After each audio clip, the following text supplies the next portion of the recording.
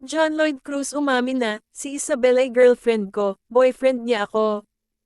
Diretsa ang inamin ng award-winning actor na si John Lloyd Cruz ang kanyang relasyon kay Isabel Santos. Sa kanyang panayam sa Fast Talk with Boy Abunda ngayong araw, October 24, nausisa siya ng King of Talk kung naniniwala siya sa marriage na sinagot naman ng aktor ng oo. Was there a time na hindi ka naniniwala sa marriage? Muling tanong niya kay John Lloyd. For me, the right way to put it, baka hindi ko pa nami-meet. Feeling ko it's defined by two people. Parang it's hard na kung ikaw lang mag-isa, para akong nagpe-pretend sa mga naging opinion ko about it, marriage, yung ganoong buhay. Parang hindi ko naisip na desisyon yun na ginagawa ng dalawang tao. So it's either hindi mo pa siya nami-meet or na-meet mo na and it didn't work, pagbabahagi ni John Lloyd.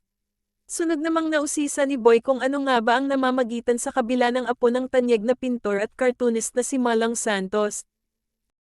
Si Isabel ay girlfriend ko, boyfriend niya ako, maikling sagot ni John Lloyd ngunit halata ang kilig sa aktor.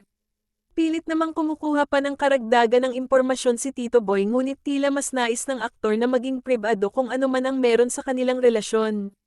We're boring people. Wala kaming may kukwento. Ganyan lang kami, turo sa picture na nasa LED, say ni John Lloyd. Aniya, nakilala niya si Isabel noong lumisan siya sa Kapamilya Network.